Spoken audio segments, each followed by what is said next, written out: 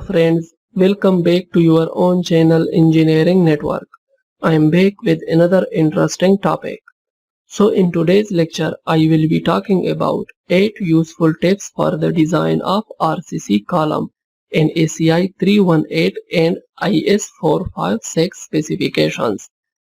Now RCC column is one of the most critical structure member that supports the whole building, so it needs to be designed in a proper way. So personally I find these tips very helpful in the design of RCC column.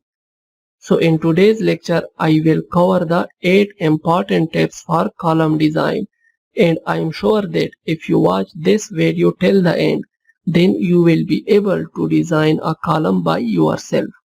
So if you find this video informative, then please like this video, share it, and if you are new to my channel, then please click on the subscribe button, and also don't forget to press the bell icon for more civil engineering videos. Okay, so before I start to explain the 8 basic tips for the design of column, let's first talk about types of reinforcement used in the column, okay? So in column, 2 types of reinforcement are used. One is the vertical steel members, which is called longitudinal reinforcement, as you can also see here. These vertical steel members are the longitudinal reinforcement. And the second is the shear reinforcement. Now in rectangular column, shear reinforcement will be called as ties, and in case of circular column, spiral will be used as a shear reinforcement. So this is an overview of the reinforcement used in column, which will be helpful for you as we progress in this lecture. Okay, so now let's discuss 8 basic tips for the design of column.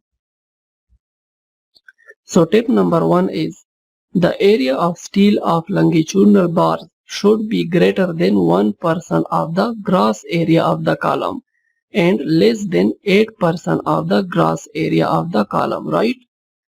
Now let's take an example and I will show you what the tip number 1 actually means. So let's say I have this column and its depth is 15 inches and width is 12 inches. So now the gross area of this column will be 12 multiplied by 15 because it is a rectangular column and it will be equal to 180 inch square. Now according to tip number 1, the area of steel of longitudinal reinforcement should be greater than 1% and less than 8% of the gross area of the column, right? So here 0.01 multiplied by 180 and it will be equal to 1.80 inch square, and also 0.08 multiplied by 180 and it will be equal to 14.4 inch square. So now I can say that the area of longitudinal reinforcement should be greater than 1.80 inch square and less than 14.4 inch square for this 12 inch by 15 inch rectangular column, okay? Now tip number 2 is, in case of rectangular or square column, the minimum number of longitudinal bars should be 4, which means that you will provide 1 bar at each corner of a rectangular or square column. And in case of circular column, minimum number of longitudinal bars should be 6. Okay, so this is about the main or longitudinal bars. Now in rectangular or square column, the shear reinforcement will be called as ties, and in case of circular column, the shear reinforcement will be called as spiral, right? Now tip number 3 is about the minimum size of the ties and main bars in column. Now size of ties totally depends on the size of the main bars. Let me show it to you. For example, I have a column right here, and according to ACI 318 and IS 456, If the size of the main bar used in this column is from number 4 to number 10, then the size or diameter of the shear reinforcement or ties should be number 3. Okay? But in case the diameter or size of the main bars used in this column are number 11 or greater than number 11, then the size of the ties or shear reinforcement will be number 4, right? So it means that if the column with main reinforcement of number 10 are less than number 10, then the size of ties will be number 3. And if the column with main reinforcement of number 11 are more than number 11, then the size of the ties will be number 4. Now tip number 4 is about the spacing of the tie bars. Now spacing of the tie bars are classified into two parts.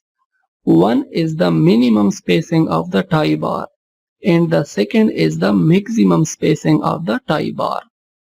So the minimum spacing of the tie bar is 1 inches, okay? And when we talk about the maximum spacing of the tie bars, then according to ACI 318 and IS 456 specification says that there are 3 criteria for the maximum spacing of the tie bar. First is 48 into the diameter of the main bar. Second is the 16 into the diameter of the main bar. And the third is the least lateral dimension of the column. So now let me take an example and I will show you how we can select the spacing of the tie bar. Okay. So let's say I have a column whose depth is 15 inches and width is 12 inches, right? And it has main bars of number 5 diameter, okay? So we know that the diameter of number 5 bar is 0.31 inches, right? Now to find out the maximum spacing of ties, I will use the criteria of ACI 318 and IS 456. So first is 48 times diameter of the main bar. So 48 into 0.31 inches, which is the diameter of the main bar, and it will be equal to 14.88 inches. Second is the 16 times the diameter of the main bars. So 16 into 0.31 inches, and it will be equal to 4.96 inches. And the third one is the least lateral dimension of the column. And if you look at the cross section of this column, its depth is 15 inches and width is 12 inches. So the least lateral dimension of this particular column is 12 inches, right? Now in all these 3 criteria, the lesser value will be the maximum spacing between the tie bar, which is 12 inches. So here I can say that the maximum spacing of the tie bar for this particular column will be 12 inches. So this is about the spacing between the tie bar. And now you must be thinking that if this is how we can find out the spacing between tie bars, then how we will be able to find out the spacing between main bars?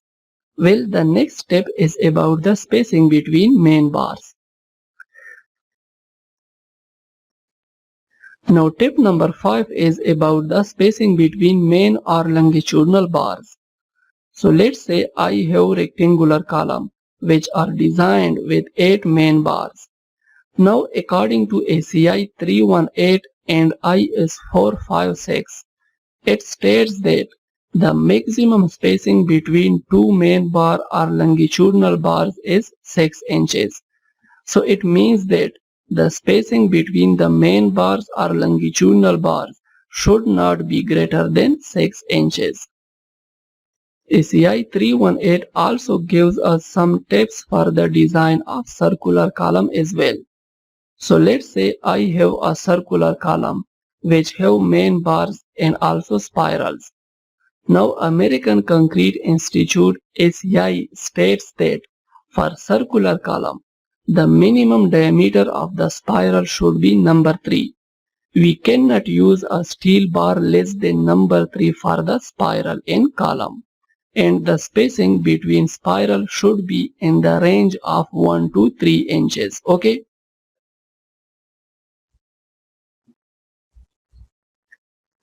Now tip number 7 is about the size of column.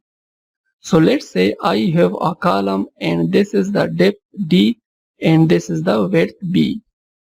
Now ACI 318 and IS 456 states that the minimum size of RCC column should be 9 inches by 9 inches or 225 mm by 225 mm. Okay. We cannot take lesser size than 9 inches by 9 inches for RCC column. Now tip number 8 is about the concrete clear cover and minimum grade of concrete. So for RCC column, the concrete cover or clear cover should be in the range of 1 to 3 inches or 25 mm to 75 mm. Okay. And the minimum grade of concrete that will be used in the construction of RCC column is M20, and the ratio for M20 grade of concrete is 1:1.5:3, right?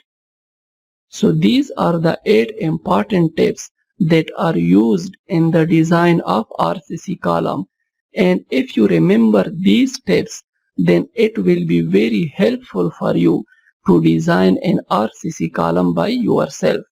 So if you find this video informative, then please like this video, share it, and if you are new to my channel, then please click on the subscribe button.